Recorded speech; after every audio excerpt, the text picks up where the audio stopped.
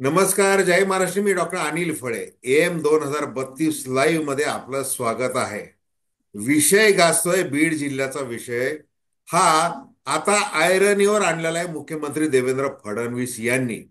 परंतु धनंजय मुंडे, पंकजा मुंडे, सुरेश धस, नमिता मुंदडा, संदीप क्षीरसागर आणि प्रकाश सोळुंके, बाकी सगळे जेवढे राजकारणी आहेत, म्हणजे जे सत्तेमध्ये आहेत आणि जे सत्तेच्या बाहेर आहे, त्या प्रत्येकाला मान्य आहे की बीड जिल्ह्यामध्ये गुन्हेगारी वाढलेली आहे. आणि मग त्या बातम्या देत असताना सातत्याने पत्रकारांना देखील धमकावलं जात आहे. पत्रकार त्याच्यामध्ये कसे जबाबदार असू शकतात हे राजकारणी सांगायला लागले खाजगीमध्ये. प्रत्यक्षात सगळ्या पक्षाचे राजकारणी एकजातपणे गुन्हेगारीला संरक्षण देत आलेले आहेत. आणि आपण स्वर्गीय संतोष देशमुख यांच्या हत्येच्या पार्श्वभूमीवर सातत्याने चर्चा करत आलेलो आहे. आता धनंजय मुंडे राजीनामा का देत नाहीत? आता पालकमंत्री पद हे अजितदादा पवार स्वतःकडे घेणार आहेत का? असे अनेक प्रश्न या क्षणाला आहेत.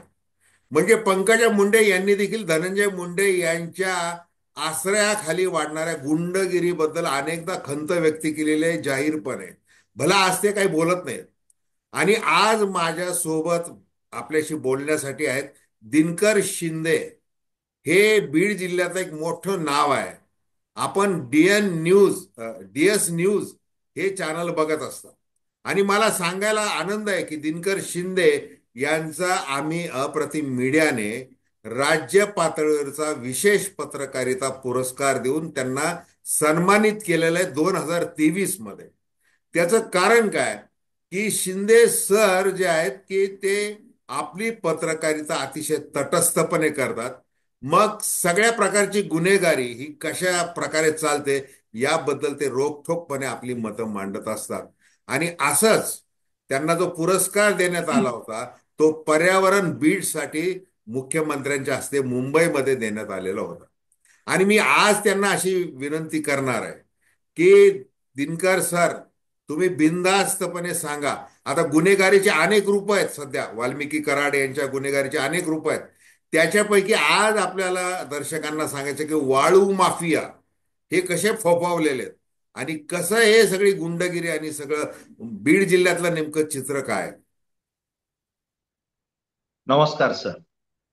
प्रेक्षकांना सुद्धा नमस्कार. खरं म्हणजे सर, बीड जिल्हा हा सध्या महाराष्ट्रामध्ये गाजतोय आणि तो गाजतोय संतोष देशमुख हे जे सरपंच आहेत त्यांच्या हत्या प्रकरणावरून. कारण अत्यंत निर्घुणपणे ही हत्या झालेली आहे आणि ज्यानं कोणी ही घटना पाहिली आहे किंवा ऐकतंय किंवा जी प्रत्यक्ष घटना घडलेली माहिती जर ऐकली तर कुणाच्याही अंगावर काटे यावे, शहारे यावेत. अगदी अशा पद्धतीची ही निर्घुण हत्या झालेली आहे. आणि या हत्येमागे जे काही कारण असेल, जे आरोपी असतील, हे गुंड प्रवृत्तीचे तर आहेत, परंतु त्यासोबतच बीड जिल्ह्यामध्ये जे काही गुन्हेगारी वृत्ती वाढत असताना बेकायदेशीर जे धंदे आहेत यातून आमाप असा पैसा येतोय. आणि आमाप आलेल्या पैशामधून तो खर्च कसा करायचा, कुठं करायचा, हा तर विचार वेगळा. परंतु त्या पैशाच्या बळावर जी दादागिरी वाढली चालली, मग कुणालाही धमक्या देणं, दहशती खाली घेणं आणि आपल्या पद्धतीनं मनमानी कार्यक्रम किंवा त्यांच्याकडून काम करून घेणं, हीच पद्धत या ठिकाणी बीड जिल्ह्यामध्ये अनेक तालुक्यामध्ये आपल्याला पाहायला मिळते. यापूर्वी सर आपण वाळू पट्ट्याच्या संदर्भात सुद्धा बोललो होतो. तसं जर पाहिलं तर हा बीड जिल्हा गोदावरी नदीपात्र आणि सिंदफाना या दोन्ही नद्यांमधून हा बीड जिल्हा आहे. आणि त्यामुळे काय होतं की वाळू उपसा सुद्धा मोठ्या प्रमाणावर या दोन्ही नद्यांच्या पात्रामधून होतोय. त्यासोबत जी घटना संतोष देशमुखांच्या हत्येची घडलेली आहे ही केज मतदारसंघामधली आहे, ज्यामध्ये परळी हा विधानसभा मतदारसंघ त्या ठिकाणी येतोय. आणि या ठिकाणी थर्मल जे की विद्युत निर्मिती प्रकल्प त्या ठिकाणी आहे. या थर्मलच्या जे काही लागतो त्यांना कोळसा लागतो आणि हा कोळशाचा जो पुरवठा होतो यामध्ये सुद्धा वाळू उपशाच्या पद्धतीने होतो. अगदी तशाच पद्धतीने सुद्धा या ठिकाणी टेंडर निघलं जातं. आणि कोळसा जाळून जी विद्युत निर्मिती त्या ठिकाणी होते त्याची राख मोठ्या प्रमाणावर बाहेर पडते. ही राख कितीतरी टनांमध्ये बाहेर पडते. जशी वाळू तरी पाणी आल्यानंतर गोदावरी पात्रात येते, परंतु इथं तर कोळसा जाळल्यानंतर राखच तयार होते. आणि ती राख सिमेंटच्या कारखान्यासाठी लागते, वेगवेगळ्या कंपन्यांसाठी लागते. मग त्या राखेचा उपसा करताना सुद्धा त्या ठिकाणी अगदी वाळूप्रमाणेच त्या ठिकाणी धंदा होतोय. आणि यातून हे सगळं प्रकरण या ठिकाणी घडतंय. आता हे तुम्ही जरा भौगोलिक सांगितलं, गोदावरीचं पात्र वगैरे सिंदफाना हे सांगितलं. मला हे सांगा की पालकमंत्री धनंजय मुंडे असताना पंकजा मुंडे या स्वतः टीका करायच्या की कशा प्रकारे वाळू चोरी वाढलेली आहे, गुन्हेगारी कशी वाढलेली आहे. मग आज त्या पंकजा मुंडे, वाल्मिकी कराड यांच्या संदर्भात हे सगळे खुलासे ते म्हणतात, यांचं पान देखील हालत नाही धनंजय मुंडे यांचं. म्हणजे त्या जाहीर मेळाव्यामध्येच ते बोललेले आहेत. बोलले. हे राजकारणी एकमेकाशी जुळून घेतात. आता हे बहीण भाऊ आहेत, नातं आहे, मग कधी विरोधात कधी बाजूने, हे हे सगळं ठीक आहे. पण इतर म्हणजे आता बघा, आज महसूल मंत्री आहेत चंद्रशेखर बावनकुळे. त्यांनी काय सांगितलं की गौण खनिज कायद्याअंतर्गत आम्ही मोठ्या प्रमाणात कारवाई करू. वाळूचे पट्टे, वाळूची चोरी वगैरे याच्यावर आम्ही कडक नियंत्रण ठेवू. महसूल अधिकाऱ्यांच्या बदल्या होऊ नयेत म्हणून आम्ही नियंत्रण ठेवू. म्हणजे नको त्या पद्धतीने बदल्या होऊ नये त्याच्याकडे आम्ही लक्ष देऊ, असं त्यांनी लक्ष म्हटलेलं आहे. आणि काय की आता ह्या देशमुख हत्या प्रकरणी हा जो बीड जिल्ह्याचा जो प्रश्न आहे, गुन्हेगारी जी आहे, बरं आपण आता ज्या अगदी मर्यादितपणे चर्चा करतोय ती फक्त वाळू माफियांची, वाळू चोरी संबंधी.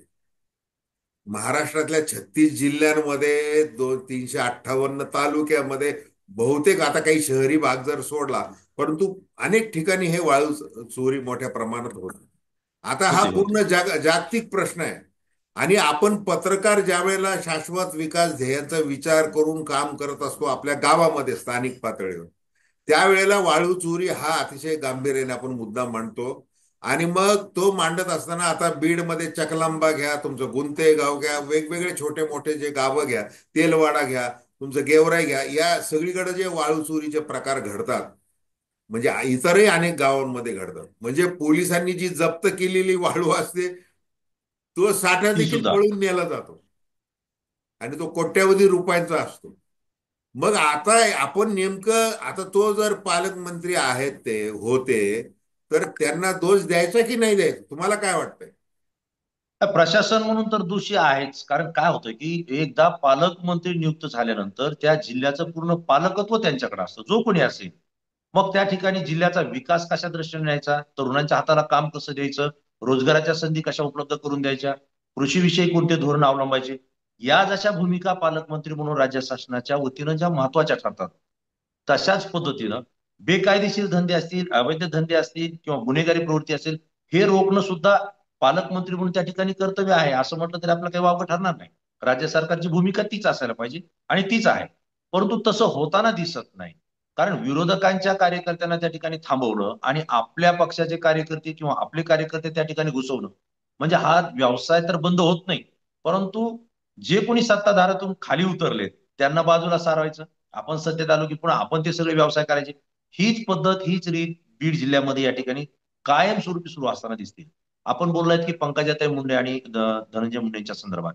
पंकजाताई मुंडेंनी दसरा मेळाव्यामध्ये ज्यावेळेस पहिल्यांदाच धनंजय मुंडे आणि पंकजाताई दसरा मेळाव्याला सावरगावला एकत्र आले होते, आणि त्यावेळेस सुद्धा पंकजाताई अनेकांचे नाव घेत होत्या. पंकजाताई मुंडे त्यावेळेस वाल्मिक कराड यांचं नाव घ्यायचं ते विसरल्या. त्यावेळेस खालून जो जल्लोष लोकांचा होता की वाल्मिक कराड, वाल्मिक कराड, अण्णा अण्णा करून, मग नंतर त्यांनी उल्लेख केला की अरे कुठे तो, आणि मग त्यांनी सांगितलं की धनंजय मुंडेंचं पानही ज्याच्याशिवाय हलत नाही, असे वाल्मिक कराड इथं बसलेले. म्हणजे इतकं स्पष्टपणे धनंजय मुंडे आणि वाल्मिक कराड यांचे रिलेशन हे पंकजाताईंनी स्वतःच्या भगिनी त्यांच्या सावरगावच्या मेळाव्यामधून त्या ठिकाणी जाहीर केलेले आहे. आजची परिस्थिती अशी आहे की हा जो काही घटना ज्या घडतायत, आपण बीड जिल्हा बदनाम म्हणतोय, बीड जिल्हा बिहार म्हणतोय. वास्तविक पाहता बीड जिल्ह्यातल्या सगळ्या तालुक्यामध्ये या घटना घडत नाहीयेत. त्या ठराविक तालुक्यामध्ये, ठराविक भागामध्ये या घटना घडतायत. तसं जर पाहिलं तर परळी मतदारसंघाच्या बाजूनच या जास्त घटना घडतायत. परळी असेल, केज असेल. आता हत्येची घटना ही केज मधली आहे, परंतु तिची बाँड्री जागोने अंबाजोगाई आणि ते परळी, या गुन्हेगारी प्रवृत्ती वाढती. हीच गुन्हेगारी प्रवृत्ती आज या ठिकाणी आपली पाळमुळं प्रत्येक जिल्ह्यातल्या प्रत्येक तालुक्यामध्ये ते जाताना आपल्याला पाहायला मिळतं. या पालकमंत्र्यानं, जुन्या पालकमंत्र्यानं काय केलं म्हणून आरोप प्रत्यारोप करायचे आणि पुन्हा त्याच धंद्याला, त्याच व्यवसायाला, त्याच वृत्तीला पुन्हा पाठबळ द्यायचं, हे आपल्याला या ठिकाणी सातत्यानं पाहायला मिळतंय. आणि आता झालंय असं की पंकजाताई मुंडे परळी मतदारसंघातून पराभूत झाल्या. धनंजय मुंडेंनी त्यांचा पराभव 25,000ने केला होता. त्या लोकसभेला उभा राहिल्या, दोघांचंही जमत नव्हतं, परंतु लोकसभेला जुळून घेतलं. कारण पंकजाताईंना खासदार व्हायचं होतं, पर्याय नव्हता. आणि धनंजय मुंडेंचा पक्ष आता महायुतीसोबत, भाजपसोबत गेलेला आहे. पर्यायाने त्यांची तडजोड झालेली आहे. आणि पण पंकजा मुंडेंचा ज्यावेळेस पराभव झाला लोकसभेला, त्यापुढे या बहीण भावांचं नातं आणखी घट्ट झालंय असं या ठिकाणी पाहायला मिळतंय. आज वाल्मिक कराड असतील किंवा जे या खंडणीमध्ये जे आरोपींचे नाव आलेले आहेत, संतोष देशमुखांच्या हत्येमध्ये ज्यांची नाव आलेली आहेत, ही राष्ट्रवादी काँग्रेस कार्यकर्त्यांचीच नाव आहेत आणि विशेषतः धनंजय मुंडे यांच्याशी संलग्न ते नावं आहेत. परंतु त्या मतदारसंघामध्ये त्या विरोधात कोणी बोलताना दिसत नाही. प्रश्न असा आहे की पंकजाताई का बोलत नाही. पंकजाताईंनी प्रतिक्रिया दिली, याच्यामध्ये जे कोणी आरोपी असतील त्यांना तात्काळ अटक करा, इथपर्यंत ते ठीक आहे. परंतु अद्यापही भारतीय जनता पार्टीचे जे वरिष्ठ नेते आहेत महाराष्ट्रातले, आज कुठेही छोटी मोठी घटना घडली तर पूर्ण माध्यमांच्या समोर येऊन ते गाजावाजा करतायत, कलमा करतायत आणि जणू काही खूप मोठी घटना घडली अशा पद्धतीनं ते देशाचं लक्ष त्या ठिकाणी केंद्रित करतात. आज भारतीय जनता पार्टीचा एक बूथ प्रमुख आणि भारतीय जनता पार्टीचा सरपंच संतोष देशमुख आहे, त्यांची हत्या झालेली आहे. भाजपच्या कोणत्या वरिष्ठ नेत्यांनी भेट दिली, कोणत्या वरिष्ठ नेत्यांनी याविषयी प्रतिक्रिया दिली, हा प्रश्न आहे. जर राज्याचे भाजपचे नेतेच जर प्रतिक्रिया देत नसतील तर बीड जिल्ह्यातल्या नेत्यांची काय आपण अपेक्षा करावी, अशी स्थिती या ठिकाणी आहे. बीड जिल्ह्याचे भाजपचे अध्यक्ष असतील, कुणी असतील, ते सुद्धा अद्यापपर्यंत ते संतोष देशमुखांच्या कुटुंबियांना भेटायला गेलेले नाहीयेत.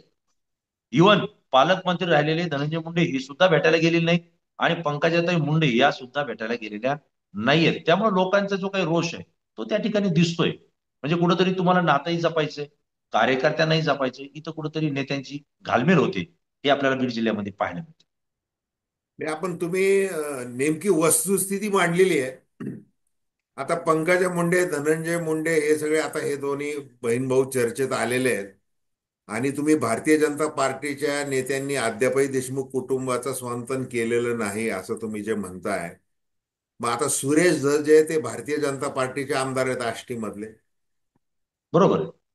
आणि मग त्यांनी इतक्या मोठ्या प्रमाणामध्ये उघडपणे, अगदी काल तर त्यांनी त्यांच्या घरामध्ये बसून प्रसार माध्यमांसमोर बोलताना धनुभाऊ धनुभाऊ करून यथेच्छ बरोबर त्यांनी अक्षरशः म्हणजे झोडपून काढलेले सगळ्या गोष्टी. बरोबर बरोबर. आता आपण ज्या वाळू चोरीचं बोलतोय, आता 300 हायवा चालतात असं त्यांनी हे सभागृहातही सुद्धा सांगितलं, सुरेश हे सुद्धा बाहेरही सुरेश धस बोल. सांगितलेलं आहे.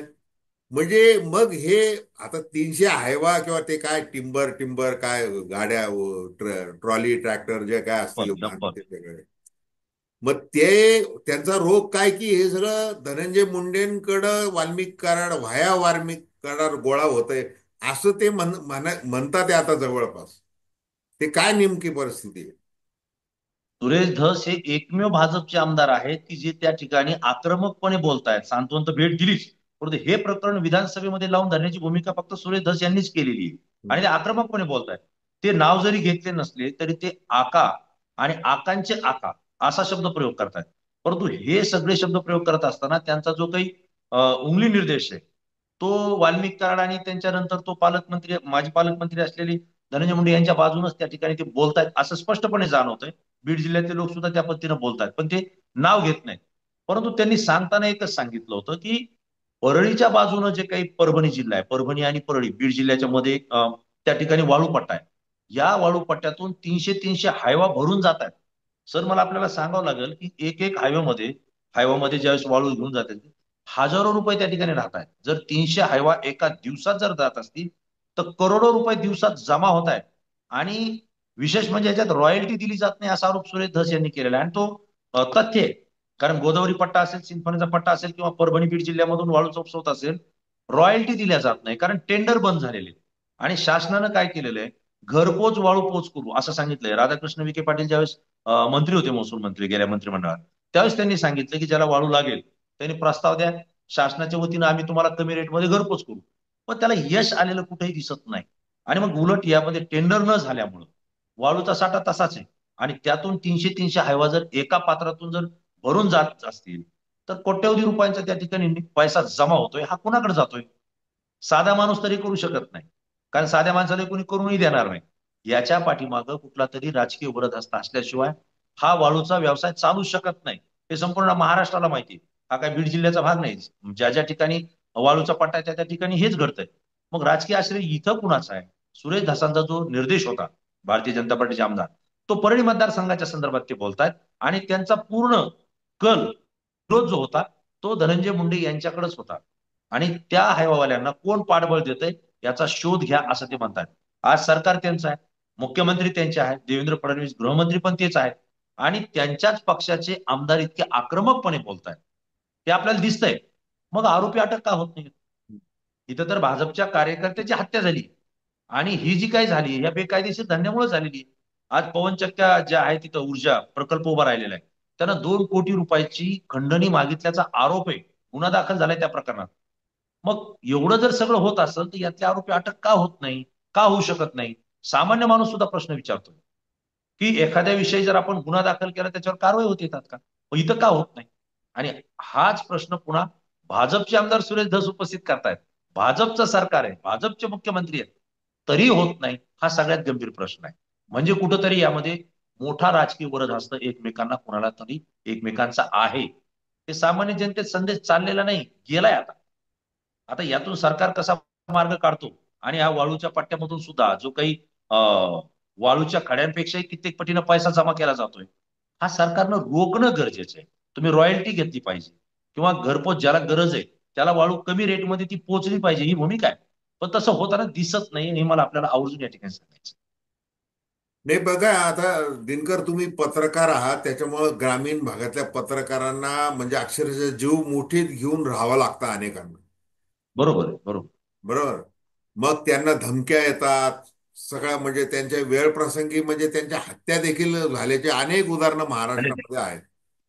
म्हणजे बरोबर. आपले S M देशमुख जे आहेत त्यांची पत्रकार म्हणजे हल्ला विरोधीची काही कृती समिती आहे, त्या प्रतिष्ठित. कृती समितीकडे सगळा डेटा तो उपलब्ध आहे. आणि सरकारला ते कायदे करा वगैरे असं त्यांचं ते नेहमी सांगणं असतं. तर मग आता हे वाल्मिकी कराड, धनंजय मुंडे, सुरेश धस यांचं राजकीय वैमनस्य आहे का धंदेवाईक आहे? परंतु ते जे काही चालू आहे हे तर आज हे त्या हत्येमुळे हे नावं चर्चेत आलेले आहेत. म्हणजे बरोबर. म्हणजे आता तुम्ही 2 कोटीचे खंडणी म्हणताय, म्हणजे प्रत्यक्षात ते काही 10 कोटी मागितले होते, त्याच्यातले 2 कोटी राहिले होते. मग त्या वाईन एनर्जीचं जे शिवाजी थोपटे मॅनेजर आहेत त्यांना गायब करून ठेवलं होतं, त्यांना बंदिस्त करून, म्हणजे ते बरेच काय काय काय काय वेगवेगळं बरेच बरेच. वेगवेगळं सगळं बोललं जात आहे.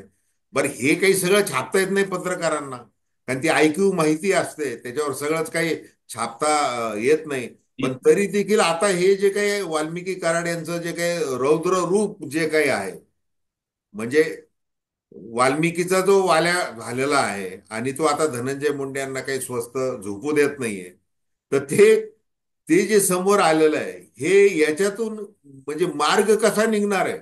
म्हणजे सामूहिक आता बघा, नमिता मुंदडा, संदीप क्षीरसागर, प्रकाश सोळंके यांनी 2 वर्षापूर्वी म्हणजे सभागृहामध्ये हे मुद्दे मांडलेले आहेत गुन्हेगारीचे. मान्य. म्हणजे असं नाही की ते वाल्मिक कराड मग ती हत्या झाली मग आता ते याच्या आधी पण मांडलेले आहेत. म्हणजे तुम्ही पाच बरोबर. वर्षाचं सगळं जर ट्रॅक रेकॉर्ड या चर्चेचं पाहिलं, तो लोकप्रतिनिधींनी नाही म्हणायला आपलं कर्तव्य देखील बजावलेलं आहे. म्हणजे दिलीप वळसे पाटील ज्या वेळेला गृहमंत्री होते अलीकडच्या काळामध्ये, तर त्यांनी त्या कोण पोलीस अधीक्षक त्यांची बदली सुद्धा त्यावेळेला केली होती, नमिता मुंदडा यांच्या तक्रारीवरून. म्हणजे हे सगळं तक्रार. चालतंय, परंतु ते थांबत का नाही गुन्हेगार? तुम्ही आता ते सगळं ग्राउंड थांबत. लेवलला काम करता, म्हणजे काय कारण आहे त्याला? पोलीस प्रशासन, राजकीय, म्हणजे ही जी संघटित गुन्हेगारी म्हणायला पाहिजे आपण. तुमचं बीड जिल्ह्यात काय एवढं असं आहे? जर आपण पाहिलं विधानसभेमध्ये जे काही बोललं जातं हे रेकॉर्डवर असतं, आणि त्या ठिकाणी बोललेली माहिती खोटी असू शकत नाही असंही आपण म्हणतो. जितेंद्र आव्हाड, आमदार जितेंद्र आव्हाड यांनी स्पष्टपणे सांगितलं की बीड जिल्ह्याच्या पोलीस अधीक्षकांच्या नियुक्त्या सुद्धा हे कार्यकर्ते करतात. वा. म्हणजे इथपर्यंत आरोप जर ते विधानसभेमध्ये करतायत, हा मुद्दा कोणी खोडलेला मला दिसला नाही. मग बीड जिल्ह्यामध्ये पोलीस अधीक्षक आणायचे असतील, जिल्हाधिकारी आणायचे असतील, किंवा तहसीलदार आणायचे असतील, तर हे कार्यकर्ते ठरवत आहेत, आणि मग ते नेत्याला सांगून ते त्या ठिकाणी नियुक्त केले जात आहेत. आजही मला आपल्याला सांगायचं आहे की वाळूपट्टा जर असेल, किंवा परळी थर्मल मधला जो काही तुमचा कोळसा जो आणायचा असतो, तो रेल्वे पासून थर्मल पर्यंत पोहोच करायचा आहे, त्याचा टेंडर निघतं त्या गाड्यांचं. ते कोण घेतं, त्याचा लिलाव कधी होतो? मग हे सगळं मॅनेज करताना त्या ठिकाणी जे अधिकारी असतात, कर्मचारी असतात, त्यांच्या नियुक्त्या कोण करतं? प्रशासन, शासनच करतं. या शासनामध्ये बसलेलं कोण आहे? मग जे शासनामध्ये बसलेले ते त्यांच्या पद्धतीनं अधिकारी कर्मचारी त्या ठिकाणी आणतायत. आपल्याला माहिती आहे, लोकसभेच्या निवडणुकीमध्ये तत्कालीन जिल्हाधिकारी ज्या होत्या, काय नाव त्यांचं, मुंडे, श्रीमती मुंडेताई, त्यांची बदली झाली लोकसभेच्या निकालानंतर. म्हणजे बजरंग सोनवणे यांनी त्यांच्यावर आक्षेप घेतले होते की निकालाला या ठिकाणी केलेली सीसीटीव्ही या ठिकाणी बंद पडलेले आहेत, बोगस मतदान त्या ठिकाणी होते आणि जिल्हाधिकारी त्या ठिकाणी लक्ष देत नाहीत. ज्यावेळेस निकाल लागला, पंकजाताईंचा पराभव झाला, बजरंग सोनवणे त्या ठिकाणी विजयी झाले. त्यानंतर त्यांनी जो आक्षेप केला, आरोप केला, त्यानंतर त्या जिल्हाधिकारी महिला मॅडम, ज्या मुंडे मॅडम आहेत, त्यांना त्या ठिकाणी दीपा मुधोळ दीपा मुधोळ मुंडे असं त्यांचं आडनाव आहे, त्यांची बदली नंतर झालेली आहे. मग त्या बीड जिल्ह्यातल्या होत्या, त्यांच्यावर आक्षेप घातला होता. लोकसभा निवडणुकीत त्यांना का ठेवलं? म्हणजे नेमकं कोणी आणलं होतं? हे जे काही प्रश्न आहेत, पराभूत झाल्यानंतर बदलले गेले. जर त्या प्रामाणिकच होत्या आणि त्यांची आवश्यकताच त्या ठिकाणी होती, तर मग बदली का केली? हा जो काही प्रश्न आहे बीड जिल्ह्यामध्ये, आजही आपण पाहतो की वाळू पट्ट्यात या ठिकाणी बरेच जे अधिकारी आहेत, कर्मचारी आहेत, हे राजकीय नेत्यांनी नियुक्त केलेले आहेत. तिथं कोणाची तक्रार चालत नाही. तक्रार जरी आली तरी संबंधित नेत्यांना विचारल्याशिवाय तिचं निरसन होत नाही, ती दाखल होत नाही. पोलीस अधिकारी सुद्धा यांच्याच म्हणण्यावर आलेले आहेत. जे सत्ताधारी आहेत त्यांच्या म्हणण्यावर पोलीस अधिकारी येतात, सीओ येतात.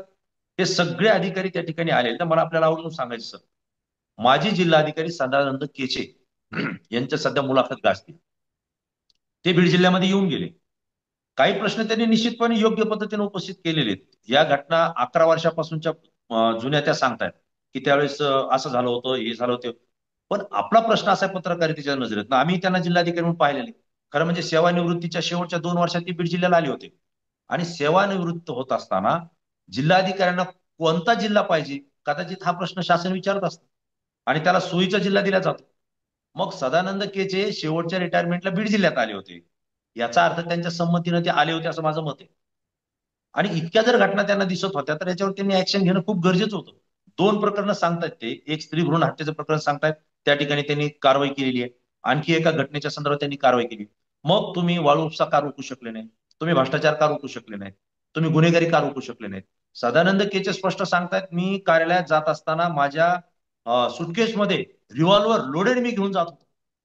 जर एक जिल्हाधिकारी 11 वर्षापूर्वी आपल्या कार्यालयात जाताना जर लोडेड रिव्हॉल्वर घेऊन जात असेल, तर त्यानं सुद्धा जिल्हा शांतता आणि कायदा सुव्यवस्था राखण्यासाठी किंवा काय म्हणून आपण भीतीमुक्त करण्यासाठी काय प्रयत्न केले असतील, हा प्रश्न नाही का उपस्थित राहत? तुम्हाला रिव्हॉल्वर मिळाली, हो, तुम्ही रिव्हॉल्वर घेतली संरक्षणासाठी. सामान्य जनतेला रिव्हॉल्वर मिळते का? तुम्ही देताय का? नाही देत ना. मग तुम्ही स्वतःच्या संरक्षणासाठी लोडेड रिव्हॉल्वर घेऊन दररोज कार्यालयामध्ये येत होते असं सदानंद केचे स्पष्टपणे माध्यमांशी बोलतायत. अनेक ठिकाणी कसे भ्रष्टाचार झाले बीड जिल्ह्यात ते सांगतायत. अधिकाऱ्यांना कशी धमकी दिल्या जाते, दादागिरी केली जाते, हेही सांगतायत. सर, आज बीड जिल्ह्यामध्ये सुरेश धस यांनी विधानसभेत सांगितलंय की 1200 पेक्षा अधिक रिव्हॉल्वर या ठिकाणी म्हणजे परमिशन दिलेली. असं काय आहे बीड जिल्ह्यामध्ये? आतंकवादी नाहीये, नक्षली भाग नाहीये किंवा रानटी जंगल आहे आणि काही रानटी प्राणी येत आहेत मोठ्या प्रमाणावर, असाही काही भाग नाही. मग हे 1200 रिव्हॉल्वर देण्यात कसे काय आले? हा जो काही सुरेश धस यांनी प्रश्न उपस्थित केलाय, हा खरोखर म्हणजे गंभीर प्रश्न आहे हा. पण याच्यावरती अद्याप काही उत्तर दिलेलं नाही. त्यांनी तर सांगितलं रिव्हॉल्वरचं लायसन रद्द करा. हे तर लायसन आहे. विदाऊट लायसनचे किती रिव्हॉल्वर आहेत आणि ते कसे चालतात बीड जिल्ह्यात? का पोलीस कारवाई करत नाहीयेत?